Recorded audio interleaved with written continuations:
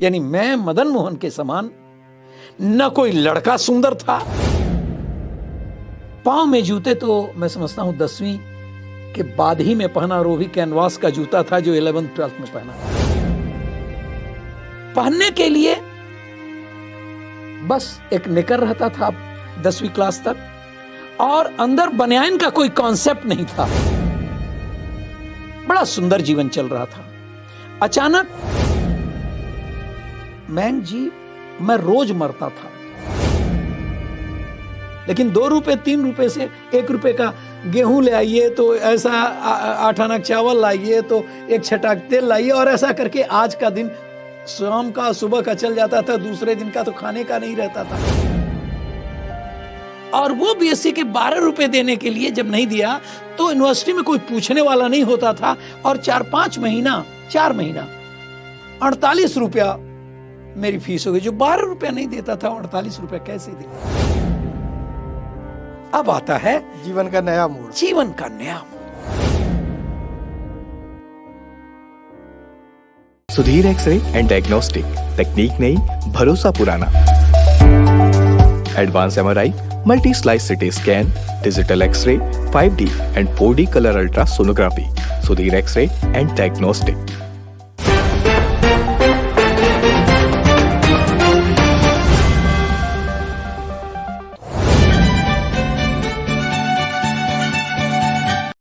नमस्कार दर्शकों, मैं हूं मयंक चतुर्वेदी और किस्सा कमाल में आपका स्वागत है। जैसा कि आपको मालूम है कि किस्सा कमाल हमारा वो प्रोग्राम है जिसमें हम ऐसे किस्सों को लेकर के आते हैं जो ना केवल हम कभी भूल नहीं पाते हैं, बल्कि उन किस्सों में एक ऐसी अदृश्य ताकत का भी एहसास होता है जो कि हमारे सामने दिखाई तो नहीं देती है, लेकिन उसको हम कभी ना कभी जीवन में महसूस करते हैं। और इसी किस्सा कमाल की इस कड़ी में इस बार हमारे साथ हैं शहर के बाबूजी, जो कि पूरे जगत बाबूजी हैं और जिनका पूरा नाम है श्री मदन मोहन त्रिपाठी जी। देखा जाए तो बाबूजी एक शिक्षक से उन्होंने अपना जीवन शुरू किया, लेकिन अपनी जीवटता से, अपने ज्ञान से वो शिक्षक से शिक्षाविद बने, और आज जो है वो एक आध्यात्म की राह पर हैं और कथावाचक के रूप में हमारे सामने इन दिनों दिखाई दे रहे हैं। सबसे बड़ी चीज़ आपको बता दें कि बाबूजी जो है इस शहर में ही नहीं बल्कि इस पूरे छत्तीसगढ़ राज्य के लिए एक वो शिक्षाविद हैं जिन्होंने स्कूल से शुरुआत की, जो प्राइमरी से लेकर के और इंजीनियरिंग कॉलेज तक विस्तारित हैं। आज हम बाबूजी से उनके जीवन के उन किस्सों के बारे में चर्चा करेंगे जो निश्चित तौर पर आपको न केवल रोमांचित करेंगे बल्कि उस अदृश्य ताकत का एहसास भी कराएंगे जिसको आप हमेशा महसूस करते हैं। तो आइए हम मुखातिब होते हैं सीधा आदरणीय बाबूजी से। स्पर्श मल्टी स्पेशलिटी हॉस्पिटल अब गैस्ट्रोएंटेरोलॉजी की सुविधा के साथ आपकी सेवा में, साथ ही दे रहा है एम्बुलेंस के लिए टोल फ्री नंबर की सुविधा 180030091616। स्पर्श मल्टी स्पेशलिटी हॉस्पिटल, एक एहसास अपनेपन का। पहले तो मैं अपने जीवन की संक्षेप में कथा बता दूं। मेरी मां को कोई संतान नहीं थी, और मैं आज के 80-82 साल या 85 साल पहले की घटना बता रहा हूं। 80 साल का मैं हो गया तो आप उसमें 5-7 साल 8 साल और जोड़ दीजिए। और उस जमाने में इतना दकियानुसी भाव था कि मां के लिए दबाव था कि मेरे पिताजी दूसरी शादी कर लें, क्योंकि संतान है नहीं, है नहीं, संतान रहेगी। पिताजी ने कहा कि नहीं, मेरे भाई के बच्चे हैं और वो मेरे संतान के समान है, मैं दूसरा विवाह नहीं करूंगा। मां इधर बड़े ही घोर तपस्या में लग गई। तपस्या कोई जंगल में जाना होता है नहीं, जो जहां भी मिलता, जो भी बात कहता कि अगर 8 दिन तक आप लौंग का पानी डाल दीजिए और पानी पीजिए, तो पानी पी करके वो 8 दिन वो रहती थी।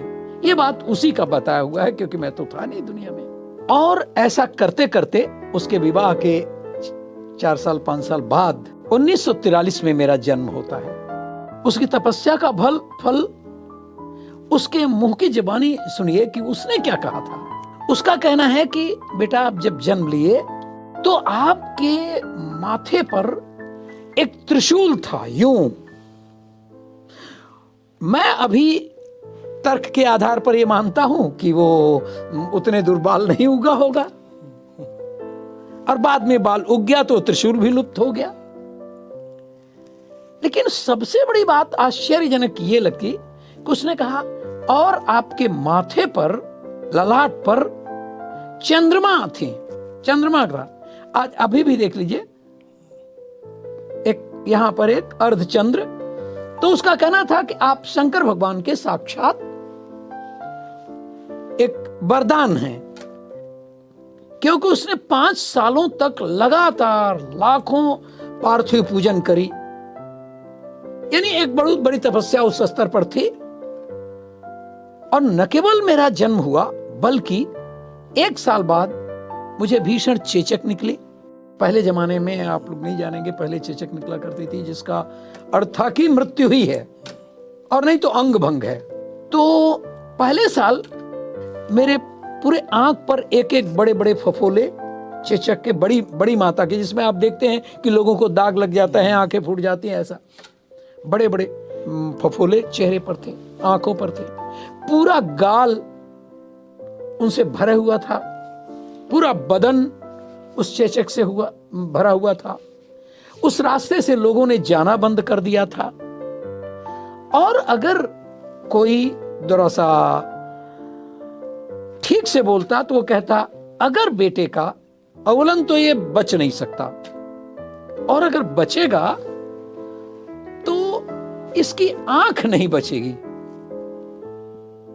अगर बच्चे की जिंदगी बच भी गई, और उसके लिए आप देखिए कि मेरे पिताजी के बड़े भाई 7 दिन तक जिस चारपाई पर मैं लेटा हुआ था, बार बार वो इतना पानी छोड़ता था कि उसके बाद बदलते थे, लेकिन पिताजी के बड़े भाई ने उस खटिया के पांव पर एक रस्सी बांध दिया, और रस्सी का जो फंदा था अपने गले में लगा दिया, और कहा, अगर ये बच्चा नहीं जीवित होगा तो मैं यहीं मर जाऊंगा। यानी मेरे मरने की कीमत पर ही कोई दंड इसे मिल सकता है। एक दादी मां थी, वो कहती थी, हे भगवान मेरा सुहाग ले लेना, लेकिन मेरे बच्चे का जीवन बचा देना।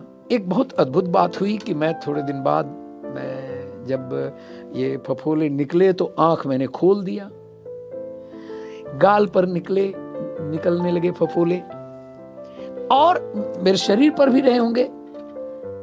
और मां के कहने अनुसार कि इतना दिव्य स्वरूप था मेरा, कह रहे वो मां की ममता है, इतना दिव्य स्वरूप, जितना पहले नहीं सुंदर थे, इतना लाल लाल, तो वो उसके कारण वो थी।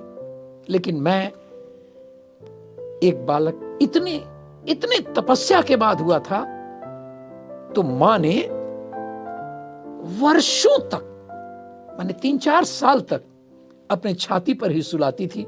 उसे लगता था कभी भी कोई बेटा मेरा ये छीन लेगा, तो छीन न ले, इसलिए उसे एहसास बराबर होना चाहिए कि उनका बेटा उनके पास ही है, अगल बगल नहीं, उसकी छाती पर। और इस तरह से मैं मदन मोहन भगवान शंकर का वरदान मान लीजिए, मां के शब्दों में तो यही है। और फिर उसके बाद से उनके बेटे के समान, यानी मैं मदन मोहन के समान, न कोई लड़का सुंदर था, जो थू नहीं, न कोई इतना जहीन था, इतना होशियार था।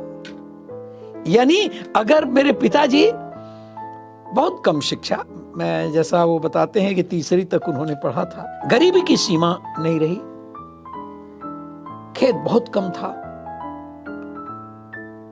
लेकिन राजकुमार की तरह से मेरा पालन पोषण हुआ। अन्न नहीं था तो कहां से खिलाते, लेकिन फिर भी अगर घर में कोई ना अन्न खाए तो उनके बेटे को जरूर मिलना चाहिए।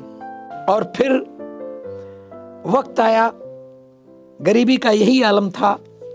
उनके एक चाचा जी या दादाजी हैं, वो पडरौना स्टेट था, तब राजा लोगों का था। वो मेरे दादाजी, जब घर में इतनी कमी थी तो उन्होंने कहा कि ले चलता हूं और मैं वहां पर एक मंदिर था, वो मंदिर के पुजारी थे और रोजाना 2 लोगों का भोजन उनको मिलता था और उसमें वो चलते थे और उसी में बचा भी लेते थे अपना कुछ सामान वामान, और प्रति सप्ताह आते थे और घर में लोगों की रोजी रोटी वो भी चलती थी। तो मेरे पिताजी को ले गए वो, और राज दरबार की जो महारानी थी, रानी कहिए महारानी कहिए, उनको कोई संतान नहीं था और मेरे दादाजी के ही कारण उनका विवाह एक ऐसे परिवार गरीब लड़की से हुआ जिससे संतान हुआ।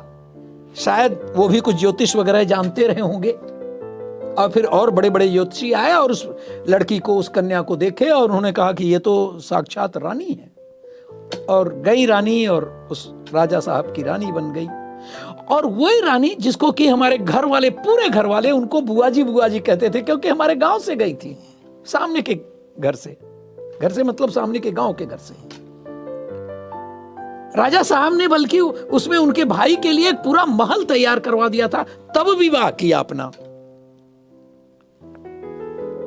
मैं पिताजी जैसा बताया, मैं बड़ा अचंभित था, ऐसा भी होता है क्या। ले गए दादाजी, बुआ जी के पास ले गए, रानी साहिबा के पास ले गए, सब लोग बुआ जी कहते थे। जैसे ही बुआ जी मेरे पिताजी को देखी तो वो रोने लगी, जैसा बताया कि रोने लगी कि जिस परिवार ने मुझको रानी बनाया और वो परिवार का ये बच्चा जो है ये इस तरह से फटे चीथड़े कपड़ों में आया है। एक सिनेमा की स्टोरी की तरह से ये चल रहा है। सिनेमा कुछ ऐसे ही बनता है, लेकिन ये तो हकीकत था उनके जीवन का। वो सुदर्शन थे, सुंदर थे, उनके बेटे के हमउम्र थे। उन्होंने कहा कि अब पंडित जी, उनके दादाजी को, अब ये बच्चा मेरे पास रहेगा। और फिर वो जो बच्चा यानी मेरे पिताजी और उनका बेटा यानी कुंवर जी, ये दोनों अब एक सा जीवन बता रहे थे। उनको लगता था कि ये तो ऐसा जीवन तो संभव नहीं, इसलिए उनसे कभी उन्होंने कहा नहीं। बाद में बताने लगे अगर चाहता तो बुआ जी इतने प्यार देती थी कि 1 आध गांव 2 गांव दे देती थी, फैक्ट्री में कुछ 1 आध आना का हमको भी साझा दे देती, लेकिन मुझे उससे कुछ नहीं था। मुझे इतना प्यार मिलता था बुआ जी से और उनके बेटे को। एक जगह पर एक जैसे पोशाक में जाते, अलग अलग, अगर ये जो डोली में ले जाते तो मैं भी एक डोली में जाता, घोड़े में जाता तो एक घोड़े पर वो बैठते थे, एक घोड़े, यानी बहुत अच्छा रहा। वक्त चलता गया। पिताजी तो कभी वो अपनी गरीबी से जहां से आए थे वो बहुत बड़ा अरमान नहीं रख सकते थे, और जो रखे वो यही कि बड़ा सुंदर जीवन चल रहा है। फुआ जी अक्सर साड़ी और ये कपड़े और अन्न वगैरह आदमियों के साथ भेज देते थे। हमारा घर भी जो रोटी के लिए माने ये रोटी के लिए मोहताज था, वो उनके घर की स्थिति बदल गई। अच्छा खाना, अच्छा ड्राई फ्रूट्स वगैरह, और पिताजी आते थे, बड़ा सुंदर जीवन चल रहा था। अचानक राजशाही छीनने को आ गई। उसमें वो राजा भी थे और कुछ उनको प्रिवी पर्स वगैरह कुछ दिया जाता था। रानी साहिबा ने मेरे पिताजी को बुलाया। उनसे ज्यादा उनका विश्वास पात्र उनके न तो पति थे न कोई व्यक्ति था। उन्होंने बुलाया और कहा कि ये एक बक्सा दे रहा हूं और इसमें तमाम हीरे जवाहरात से भर दिया।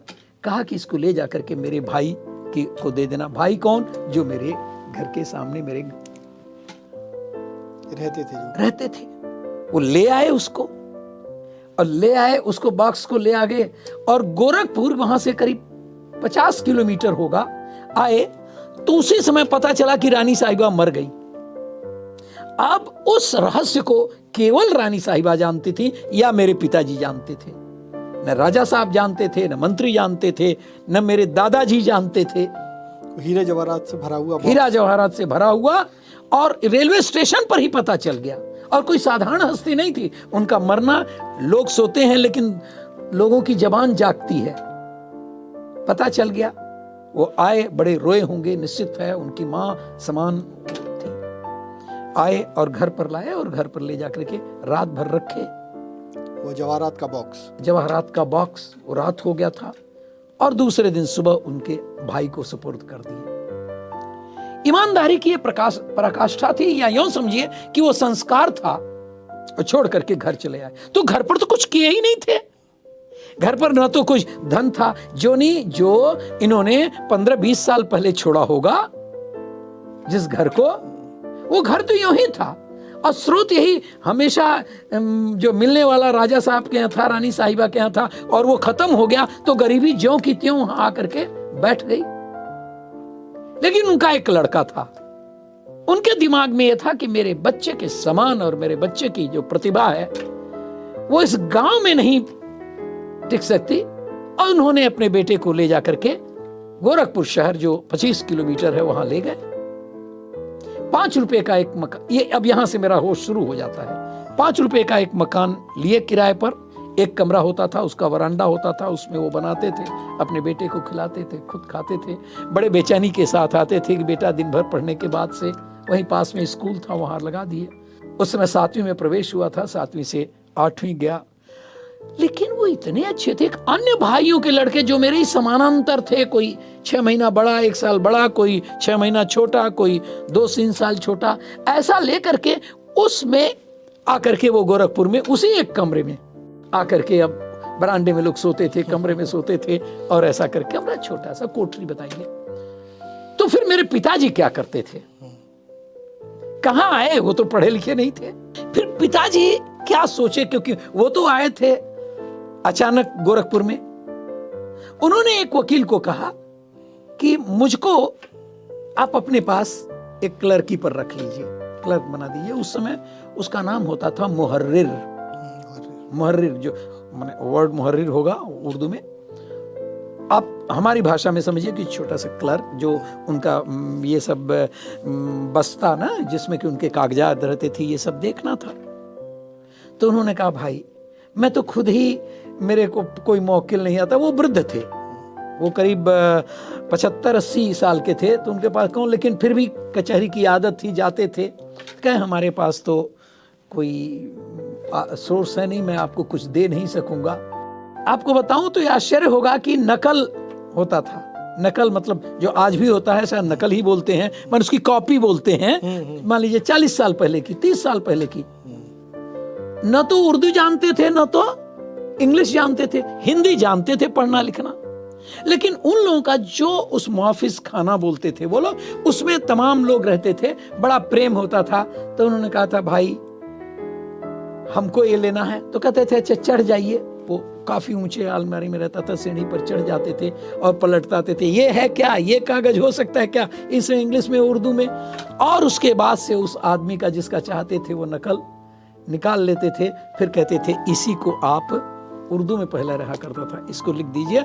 और इस तरह से जो आदमी मान लीजिए कि उसको 2 रुपया देता था, वो अब 2 रुपया इन्हीं को देता। और ऐसा करके 2 रुपये से 4 रुपया, 3 रुपया ऐसा लाते थे, और उसी से जीवन हमारा चलता था। कोई बड़ी कल्पना नहीं थी। पांव में जूते तो मैं समझता हूं 10वीं के बाद ही में पहना, और वो भी कैनवास का जूता था जो 11th 12th में पहना। पहनने के लिए बस एक निकर रहता था 10वीं क्लास तक, और अंदर बनियान का कोई कॉन्सेप्ट नहीं था, ऊपर कमीज रहता था। बरसात में जब भीग जाता था तो मेरी माँ चूल्हे के सामने, वो भीगा हुआ कपड़ा तो सूख जाता था बदन में ही, लेकिन नेकर नहीं सूखता था, थोड़ा मोटा रहता था, उसको उसके चूल्हे के सामने रखती थी, उसमें धुआं निकलता था, वही जो वाष्प निकलता है, और यही फिर दूसरे दिन मैं फिर पहनता था और फिर सूख जाता था। और इस तरह से एक जीवन क्रम चला।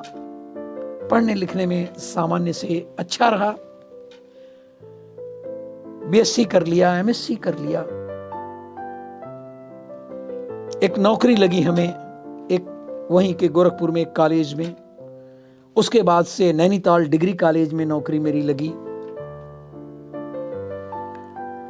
एक बार मैं आया भिलाई में, क्योंकि मेरे मित्र उस समय बोकारो ट्रेनिंग थे, मैंने बोकारो में इंजीनियर वहां हुआ था, लेकिन ट्रेनिंग भिलाई में था।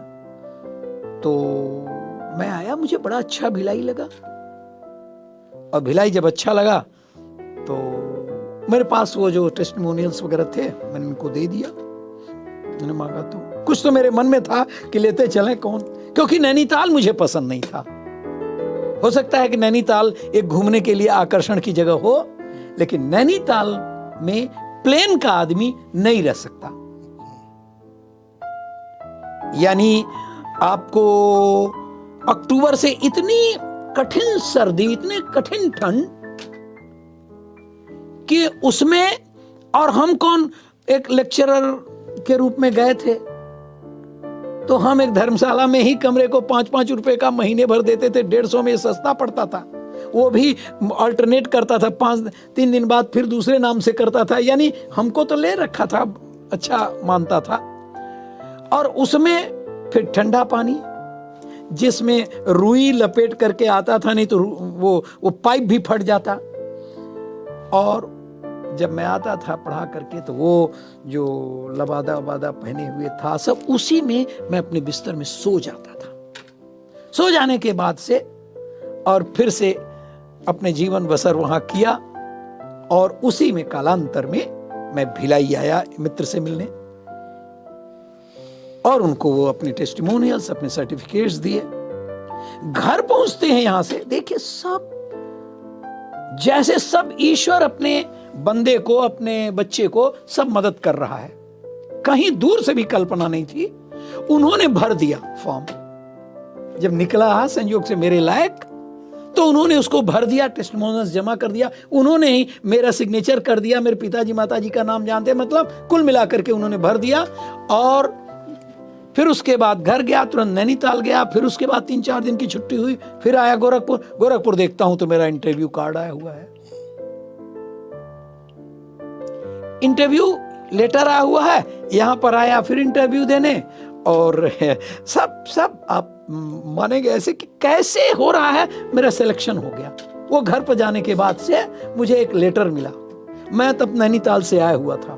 एक लेटर मिला जिसमें मेरा सिलेक्शन हो गया था भिलाई स्टील प्लांट में मैथ्स के लेक्चरर के लिए। इतना होमसिक था कि मैं तो चलता था, मेरे पिताजी माताजी घर वाले इस तरह से रोते थे कि जैसे लगता था कि ट्रेन को पकड़ लेंगे और ट्रेन न जाए। और मैं अपनी पत्नी को लेकर के साथ लाया। दूसरे दिन ये वेरिफिकेशन ऑफ द सर्टिफिकेट्स, मैं गया और वहां पर जाकर के जो टीए बिल्डिंग है, एडमिनिस्ट्रेशन बिल्डिंग है, उसमें गया तो एजुकेशन के एक साहब थे और साउथ इंडियन थे, बड़े बड़े तीखे स्वभाव के थे, कोई समझौता नहीं करते थे। हमारे आगे हमारे ही तरह से 4-5 लोग 6 लोग इसी लेक्चरर के पद के लिए अलग अलग विषयों के लिए और देते थे, और वेरिफिकेशन करवाते थे अपना जो सर्टिफिकेट। और हर एक के साथ एक लोग आते थे कि उसमें उनका एनओसी नहीं था, no objection certificate of the present employ. तो आते थे, नहीं आप जाइए, ऐसा करके रिजेक्ट कर देते थे। मैं पूछता था क्या बात है, वो कहते कि वो एनओसी नहीं लाया। अरे मैं भी तो एनओसी, मैं तो नैनीताल से आया था, और जैसे ही सुना मैं चल भाग आया यहाँ पर।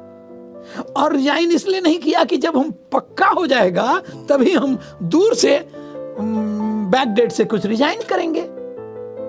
मेरे पास भी नहीं है। ताजुब आप देखिए कि जब मेरा नंबर आया वहां पर, क्या हुआ, कैसे हुआ, उसने सब देखा। उसने कहा जाइए आप एजुकेशन ऑफिसर से मिलिए। मेरे लिए एनओसी की कोई उसने डिमांड ही नहीं रखी, जबकि मेरे पास भी एनओसी नहीं था। ये ईश्वर की बात थी, ये ईश्वर की बात थी कि वो तो चाहता था कि ये भिलाई में लड़का रहे। अब लोग बताते थे कि यहां पर जो पहले ज्वाइन करते हैं उनका या तो नंदिनी होता है या राजरा होता है, जो पहले ज्वाइन करते हैं। क्योंकि वहां पर रहने वाले लोग जब ज्वाइन कर लेते हैं नए लोग तो उनको बुलाते हैं, क्योंकि राजरा और नंदिनी कोई सुखद स्थान नहीं था। दोनों जगह बीएसपी की माइंस है, बीएसपी की माइंस है। मैं जब गया तो एजुकेशन ऑफिसर एक मिस्टर बीएन सिंह थे, उनसे मिला, बड़े दक्काक माने जाते थे। उनके पास गया, उन्होंने देखा और देख करके कहा ऐसा करो कि आप भिलाई विद्यालय में ज्वाइन करो।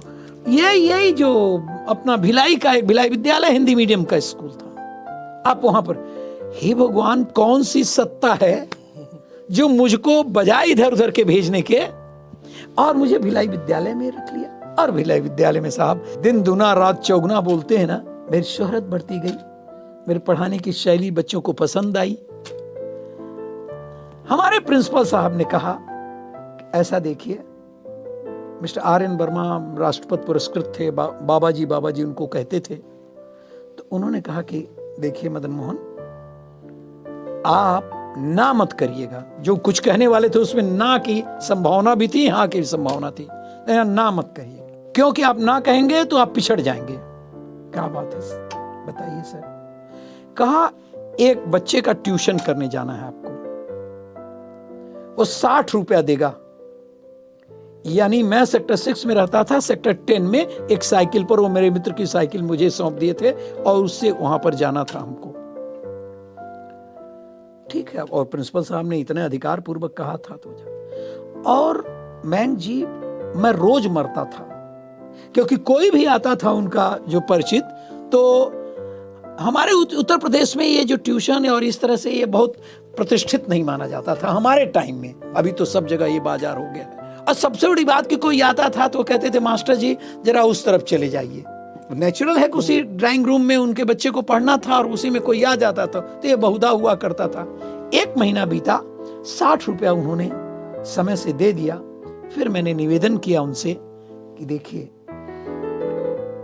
मैं कर नहीं पाऊंगा ट्यूशन। कि क्या मास्टर जी तक बढ़ा देना है ट्यूशन? मुझे ये बात, आप अपने बच्चे को भेज दीजिए, मैं निःशुल्क पढ़ाऊंगा, लेकिन मेरा आना बड़ा भारी है यहाँ पर, मुझे अपमानित अनुभव होता है, मैं अपन ठीक। और जब वो लड़का आया और लड़के ने जिद कर लिया कि हम पढ़ेंगे तो उन्हीं से पढ़ेंगे, तो लिहाजा उसमें 3-4 बच्चों को पटाया उन्होंने। अब जो मैं 60 रुपए पाता था, वो 3-4 बच्चों से 250 रुपए के लगभग मेरा होने लगा। एक घर के गरीबी से निकला हुआ, कुछ यहां तनख्वाह तो कुछ ज्यादा थी, और ये 240 प्लस हो गया। और धीरे धीरे उसी में मेरे पास 10-15 बच्चे आने लगे। और तब अच्छा, ये केवल पैसे आने जाने, मेरा घर इतना गरीब था कि मुझे घर पर भेजना ही था पैसा, केवल मेरी पत्नी और मेरे लोग से नहीं, मुझे तो घर भेजना था पैसा, क्योंकि वहां पर उनको खाने का नहीं था। उनके अक्सर घर चू गया है, घर चू रहा है बरसात में, तो बहुत यानी एक कमाने वाला लड़का, मैं अपने घर का होनहार लड़का हुआ, लेकिन लोगों की आशाएं बहुत थी। जब मैं गांव गया तो उसके बाद से मेरे दिमाग में आया कि मेरे 2 छोटे छोटे भाई हैं, मैं तो पढ़ लिया, दोनों सगे भाई, सगे भाई। मैं अपने पढ़ने के समय की एक रोचक दास्तान आपको सुनाता हूँ। पिताजी का आपने देख लिया कि वो तो आकर के और गोरखपुर में अपना जो काम करते थे, लेकिन 2 रुपए 3 रुपए से 1 रुपए का गेहूं ले आइए, तो ऐसा 8 आना चावल लाइए, तो 1 छटाक तेल लाइए, और ऐसा करके आज का दिन शाम का सुबह का चल जाता था, दूसरे दिन का तो खाने का नहीं रहता था। ऐसे व्यक्ति को मेरे 12 रुपए फीस लगती थी यूनिवर्सिटी में, बीएससी में, और वो बीएससी के 12 रुपए देने के लिए जब नहीं दिया तो यूनिवर्सिटी में कोई पूछने वाला नहीं होता था। और 4 महीना 48 रुपया मेरी फीस हो गई। जो 12 रुपया नहीं देता था, 48 रुपया कैसे देता? और उसमें फाइन भी लग गया तो 60 के करीब हो गया, और ये चिपक भी गया नोटिस बोर्ड पर कि इतने लोग हैं और ये नहीं देंगे तो एग्जामिनेशन में नहीं बैठ सकते। अब चिंता होने लगी। किसी ने कहा कि वाइस चांसलर उस समय थे BN झा, भैरवनाथ झा, बड़े नामचीन, बड़े विद्वान, बड़े गरीबों पर कृपा करने वाले। लोगों ने कहा कि आप जाइए, उनसे बात करिए। मैं उनके पास गया, कहा कि मैं नहीं दे पाऊंगा, मेरी पढ़ाई छूट जाएगी। उन्होंने कहा अच्छा ठीक है। और उस पर जो दरखास्त लिखा था, मैं तो बताया था, उस पर 50%, वो एक तो फाइन माफ हो गई, यानी 12 रुपया फाइन थी, और 48 रुपए में 24 रुपया ये माफ हो गया। मेरे पास 24 रुपया ही का वजन था। किसी ने बताया कि स्टूडेंट्स यूनियन है यूनिवर्सिटी में, और वो पुअर बॉयज फंड के हिसाब से गरीब बच्चों को वो देते हैं। मैं वहां पर लाइन लगा लिया, सब इत्तेफाक 10 रुपया वहां भी मिल गया। अब मेरे पास 14 रुपए की बात थी। मेरे दादाजी, तब मैं गांव चला गया और ये पता चला कि बाढ़ पीड़ितों को मिलता है 10-10 रुपया। मेरा गांव बाढ़ पीड़ित नहीं था, लेकिन एरिया वही था। लेकिन कभी भी मेरे खेत का मुझे नहीं पता है कि कभी भी मैंने 100 वर्ग फीट भी बाढ़ में गया हो। लेकिन वो चले गए पैदल, करीब 10 मील पैदल गए, नदी पार करके तहसील में गए। तहसील के तहसीलदार से अपना मिन्नतें किए होंगे और उनको उनके खास पर 10 रुपया उनको मिल गया बाढ़ पीड़ित फंड से। और इस तरह से जो कुछ भी बचा हुआ था, मैंने माँ से कहा, माँ ने कहा बेटा हम है, तू इतना परेशान हुआ, बोले होते। लेकिन मैं बाबूजी से ये नहीं कह सकता था, वो रोजाना तो परेशान थे, रोजाना परेशान थे। मैंने आज कुछ भी नहीं आया कचहरी से, कैसे ले आऊंगा गेहूं, कैसे लाऊंगा? अच्छा तुम लोग रुको, हम उधार ले आते हैं। तो ऐसे व्यक्ति से जो खुद उनको याद रहना चाहिए था कि 12 रुपया 15 तारीख को लगता है, वो भूल गए। गरीब आदमी ऐसे ही भूलता है। मैंने अनुभव किया कि बाबूजी ये इतना लाड करते थे, वो हमारे पढ़ाई की फीस का सोचे तक नहीं। और वो जो 4-6 रुपया जो भी बचता था, माँ ने अपना प्रबंध किया, बाबूजी को बताया, मेरे पिताजी को। आपको बता चुका हूं कि मैं अपने पिताजी और माताजी का कितना लाडला था।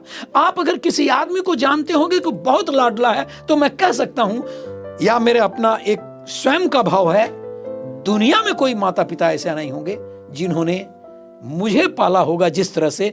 गरीबी के बावजूद कोई भी माता पिता अपने बेटे को इस शिद्दत के साथ, इस भाव के साथ नहीं रखा होगा। वो रोने लगे, मुझको बुलाया, मैं भी रोने लगा। कहे आपने बताया नहीं, तू तकार करके अपने बेटे से नहीं बोलते थे, ये बेटा बहुत कीमती था, आप हमको बताए नहीं मदन बाबू। हम कुछ भी करते, लेकिन आपको यहां तक जाना पड़ा, उसके सामने जाना पड़ा, ये वो। और उसके बाद मेरे पिताजी ने कभी भूला नहीं 15 तारीख। अब कैसे भी इंतजाम करते थे, मत खाएं वो, लेकिन 12 रुपया तो जाना ही होता था। और इस तरह से BSc MSc सब कर लिया, नौकरी लग गई, घर के लिए एक बहुत बड़ी बात हो गई, बहुत बड़ी बात। मैं तो दोनों भाइयों को ले आया कि इनको पढ़ा लेंगे, अब पिताजी के ऊपर भार नहीं रहना चाहिए। और ये दोनों भाई हमारे रहते हुए पढ़ लिए। भिलाई ले आया आप? हाँ? भिलाई लेके आए? भिलाई लेकर के आए। न केवल वो, फिर भतीजे को भी लाया, ससुराल साले को लाया, और धीरे धीरे मैंने पढ़ाने के लिए अब मेरी भी, लेकिन मेरी आमदनी मेरे पिताजी की आमदनी नहीं थी। अब धीरे धीरे मैंने आपको बताया कि ट्यूशन के कारण मेरी आमदनी बढ़ रही थी, स्वस्थ था। बस एक ही बात था कि इसमें से घर भी भेजना है। और इसी कालांतर में एक वक्त आया जब PET PMT का उस समय नहीं था, लेकिन भिलाई में PET PMT का आया कि अब नंबर के आधार पर नहीं, पहले नंबर के आधार पर होता था, माने मार्क्स के आधार पर होता था। जिनको भी 50-60% हो जाता था सबको इंजीनियरिंग में, लेकिन अब उसका कंपटीशन होगा। अब PET PMT बड़ी बात हो गई। और मैं तो मैथमेटिक्स का था।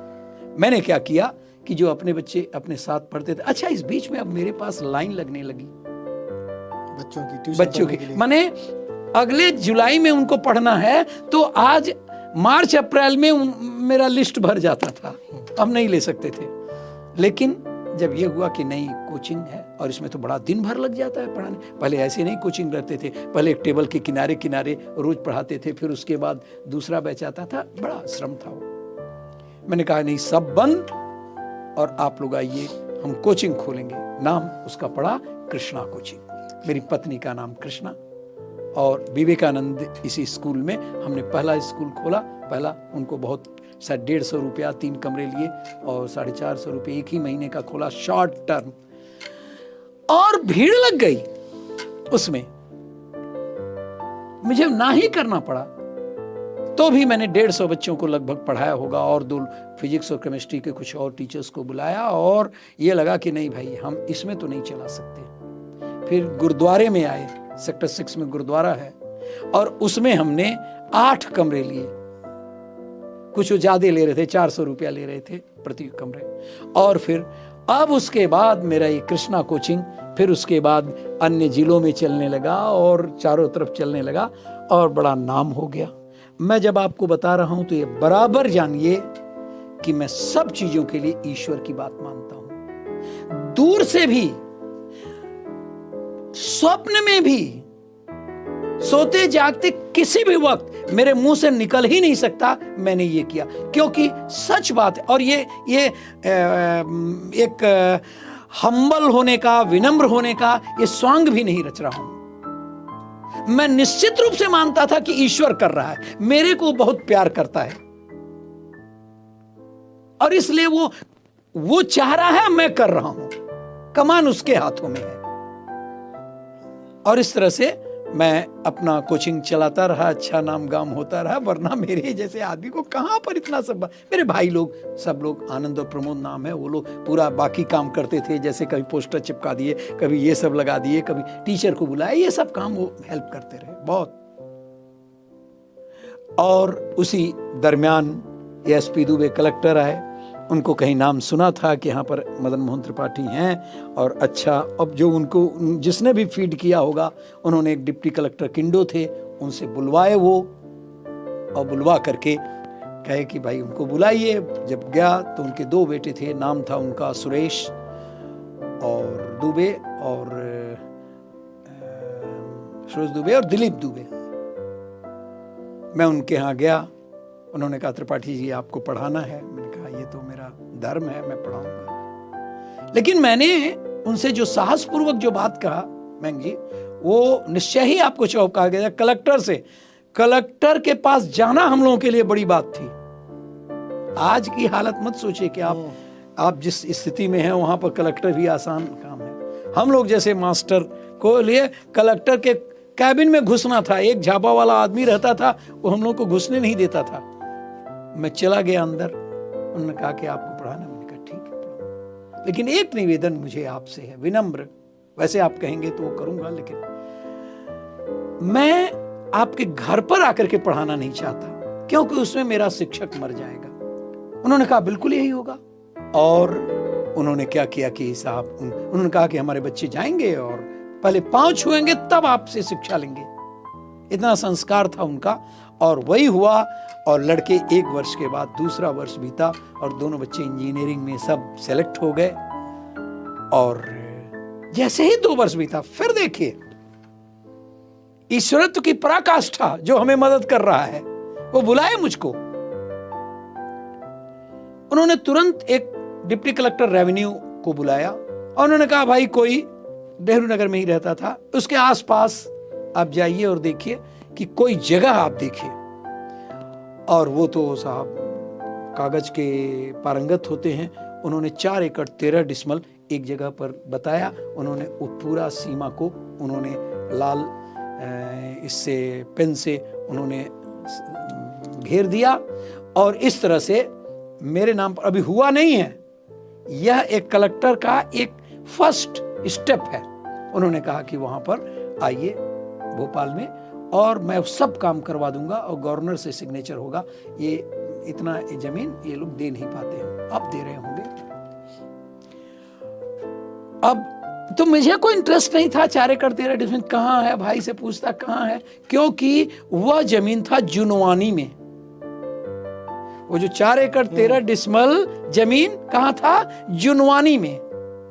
और जुनवानी जानते हैं कि उधर है वो।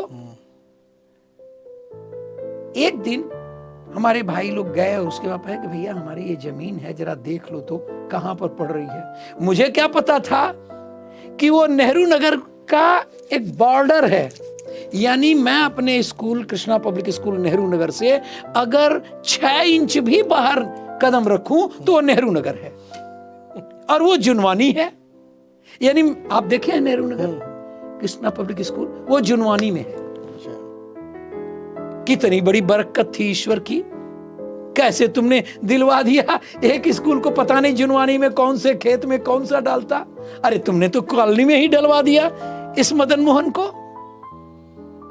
अब सवाल था कि स्कूल कैसे चलेगा। क्योंकि नेहरू नगर के लोग तो बड़े बड़े स्कूलों में, बड़ा धनाढ्य कॉलोनी थी, अब नहीं है उतनी, लेकिन पहले पहले तो बड़े वीआईपी की कॉलोनी थी वो, वरना तो हम भी अब उसी नेहरू नगर में हैं।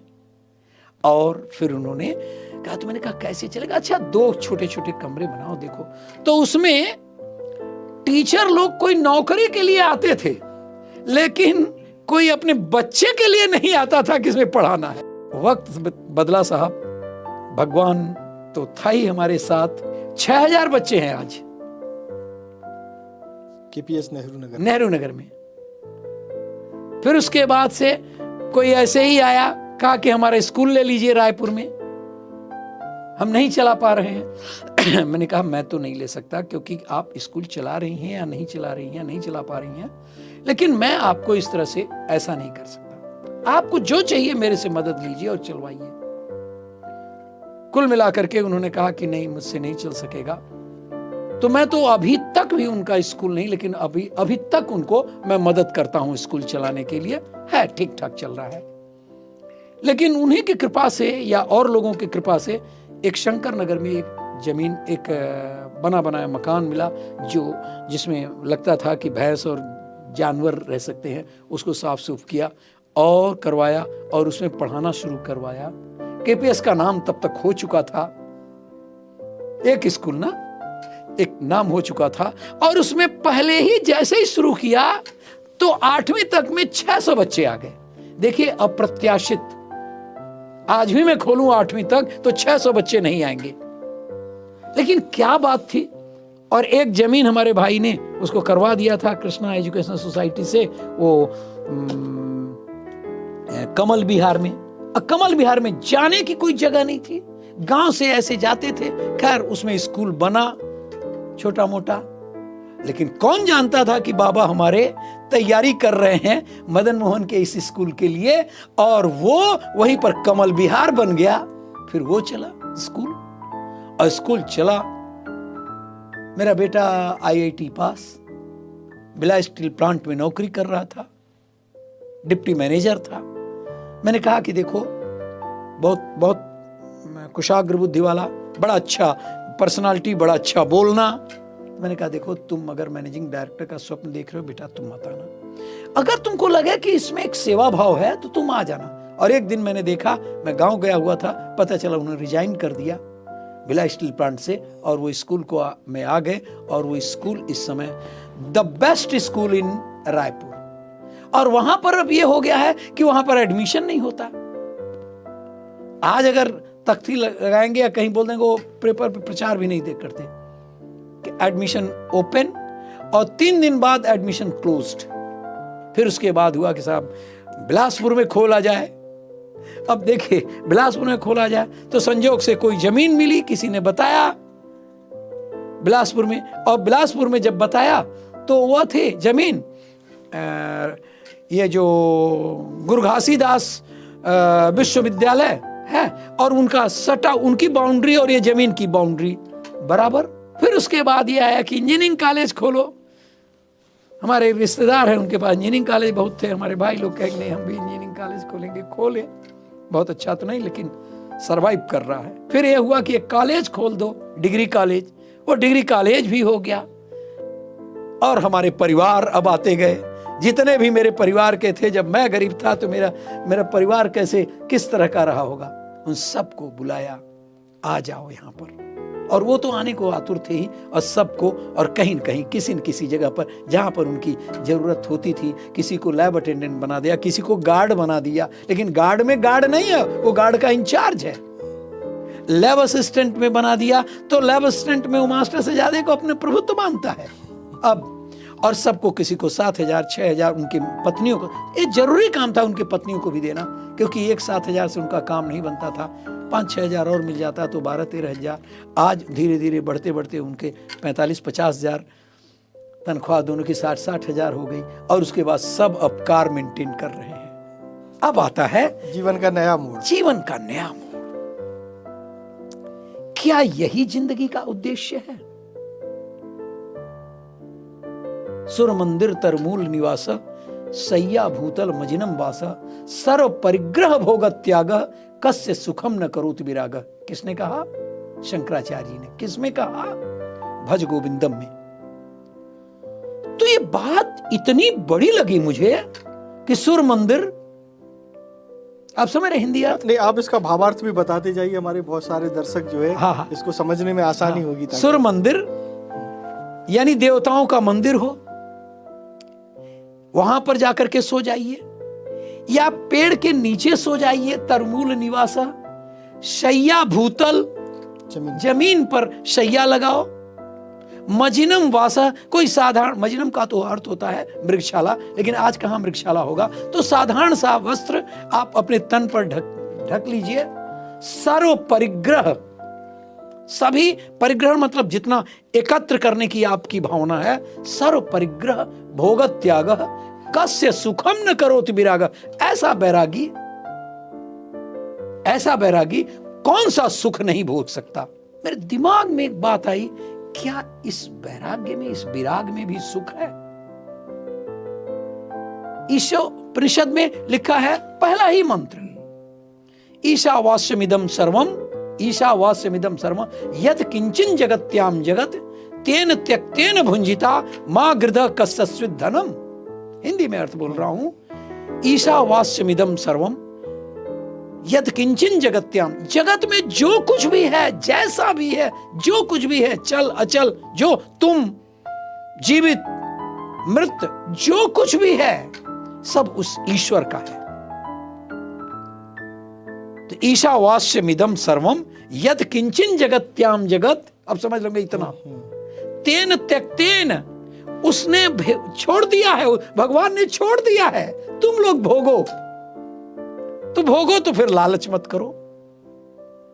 कस्यस्विद धनम, धन क्या है?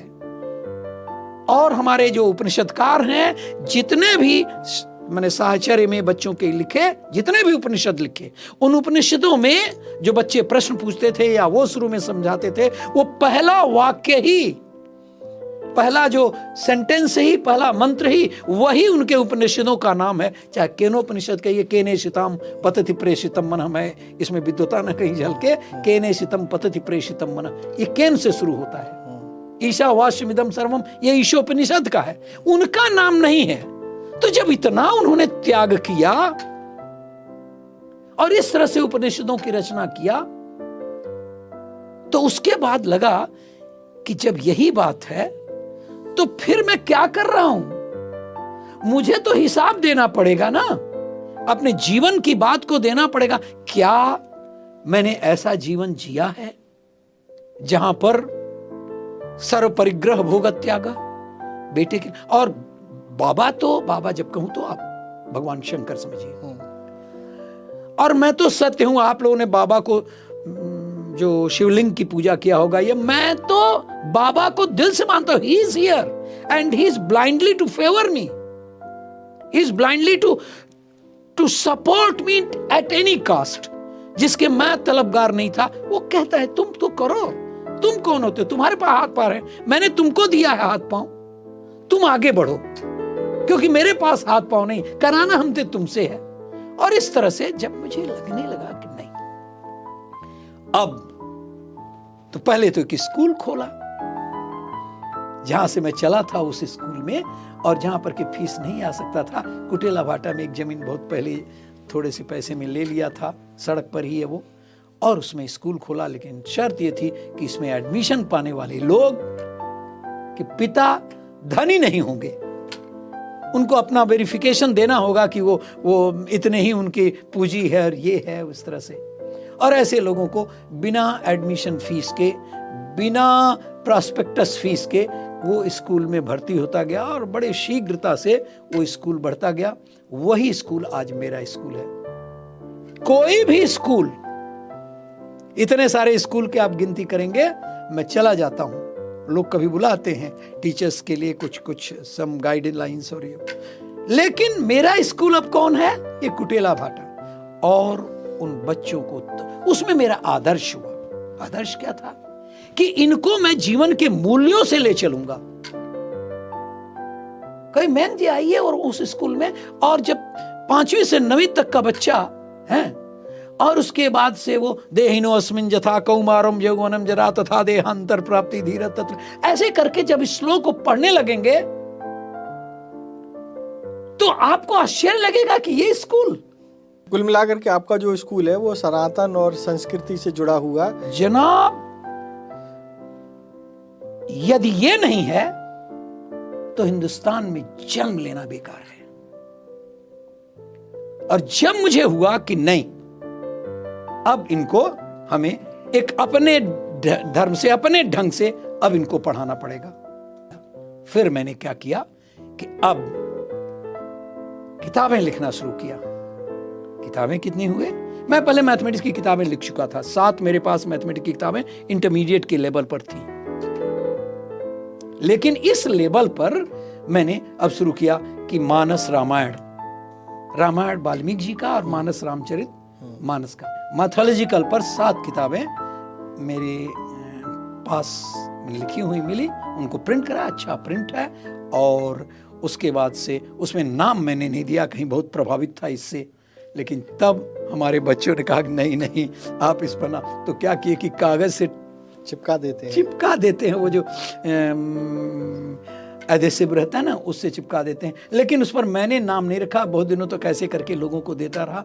उसकी कीमत 400 रुपया है, लेकिन कभी भी 4 रुपए में भी नहीं बेचा। फिर उसके बाद हुआ कि भाई जब मैं इतना पढ़ रहा हूँ, सारी किताबें पढ़ रहा हूँ, भगवद गीता के लगभग समस्त ग्रंथ पढ़ा, वाल्मीकि रामायण पढ़ा, इनका रामचरितमानस पढ़ा, कंबन रामायण पढ़ा।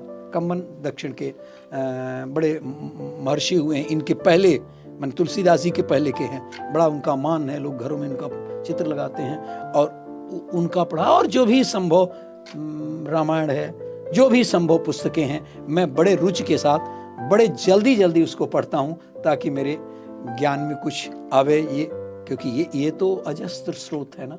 और इस तरह से करके आज हम लोग कहेंगे राम कथा, ये जो कुछ भी है बाबा शिव का आशीर्वाद और उनके माध्यम से हमारे माता पिता का आशीर्वाद, जो देवतुल्य थे और जिन्होंने अपने बेटे को वह प्यार दिया जो मैं अपने बेटे को शायद 7 जन्मों में भी नहीं दे पाऊंगा, इस जन्म में तो नहीं दे रहा हूं, उस कोटि का, उस स्तर का प्यार। और मदन मोहन इस तरह से खड़ा हुआ है, सुखी, अच्छी तरह से। और इसमें आप लोगों जैसे विज्ञजनों से जब संपर्क पड़ता है तो ऐसा लगता है कि मेरा जीवन धन्य हो रहा है और अभी भी मेरे जीने की जगह है। वैसे तो मैं सोच चुका हूँ 80 वर्ष का जीवन मेरा हो चुका है और ये बहुत है, पर्याप्त है। और इस कहानी में आपने 2-3 चीज़ें नोटिस की होंगी कि बाबूजी के साथ एक प्लस पॉइंट ये रहा कि अगर उनके साथ ज्ञान था तो उस ज्ञान ने आगे बढ़ाया उनको। दूसरा ईमानदारी थी, ताकि जो उनके आगे बढ़ने के रास्ते में जो बाधाएं थी उनको दूर करती रही। और तीसरा ये कि जो समर्पण का भाव था अपनों के प्रति, परिजनों के प्रति और बाकी जो भी लोग उनसे जुड़े हुए हैं, तो उन जुड़ाव के कारण आज वो इस स्थिति में पहुँचे कि अभाव में रहते हुए, आप कल्पना कीजिए कि जिस घर में एक दिन के खाने का इंतजाम करने के लिए जद्दोजहद करनी होती हो, उसी घर में आज कई 100 परिवार पल रहे हैं उनके माध्यम से, उनके खड़े हुए शिक्षण संस्थानों के माध्यम से। तो ये कितनी बड़ी बात है। और उसके बाद इतना बड़ा एम्पायर खड़ा करने के बाद एक वैराग्य का भाव भी है बाबूजी के मन में कि कैसे हम जो है आने वाली पीढ़ी को कुछ दे करके जाएं। तो देखिए कि इस किस्से में आपको बहुत सारी चीज़ें मिलेंगी। न केवल एक अदृश्य ताकत का एहसास बाबूजी ने बार बार कराया, बल्कि और भी बहुत सारी चीज़ों का एहसास या ज्ञान हमको पता मिला है कि कैसे जो है शिक्षा के कारण बाबूजी आगे बढ़े और इतने सारे लोगों के लिए रास्ता प्रशस्त किया। तो आज के किस्सा कमाल में इतना ही। आगे भी हम बहुत सारे किस्से लेकर आपके साथ आते रहेंगे। तब तक के लिए नमस्कार।